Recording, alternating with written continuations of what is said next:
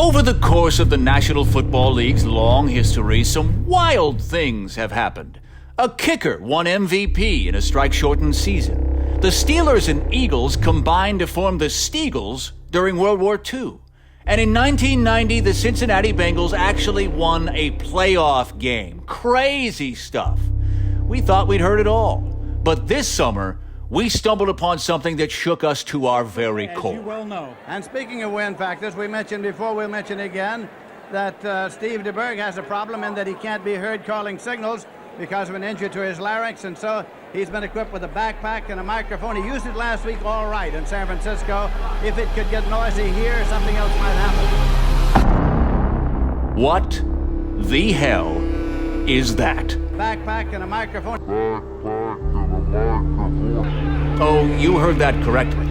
In 1980, 49ers quarterback Steve DeBerg developed laryngitis and needed help projecting his voice at the line of scrimmage, so the team went ahead and strapped a frickin' loudspeaker to his back so he could call signals through a microphone. Seriously, we became obsessed. How was this possible? How did we not know about this? We needed answers. So the Pick Six Pod called up our pal, CBS sports analyst Randy Cross, who spent 13 seasons as a starting lineman for those 49ers and blocked for that Steve DeBerg back in his boombox days. Yes, he also won a few games with DeBerg's backup from that season, a guy named Joe Montana. But this story isn't about Montana. Randy, talk to us about Steve DeBerg's speaker system.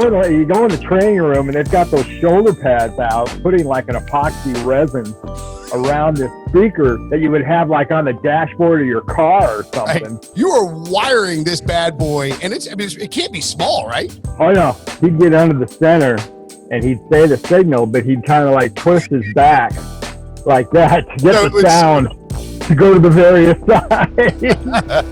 Randy explained that one of the main concerns that week was playing in Shea Stadium against the Jets, where all the noise from the real Jets up above might drown out their quarterback's hoarse voice. And apparently Bill Walsh's football wizardry knows no bounds, because also in that game, the legendary coach used DeBerg's loudspeaker as a gambit to sub in second-year quarterback Joe Montana for some red zone reps. Maybe DeBerg's battery is run out. Maybe so. Joe Montana coming on the field. DeBerg signaled to the sideline that his stereo system was malfunctioning, allowing Walsh to call a picture-perfect bootleg touchdown run for Montana.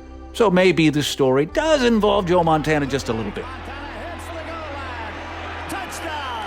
49ers with Montana bootlegging it in. And the funny thing about that game, too, is that's one of the first times we get down around the red zone and Bill puts Joe Montana in. It was situational use of a quarterback that I think at that time he wasn't crazy about playing him the whole time, but he knew there was something special about him because he could move so well. Loudspeaker aside, DeBerg's career, which technically spanned 20 years, is pretty fascinating.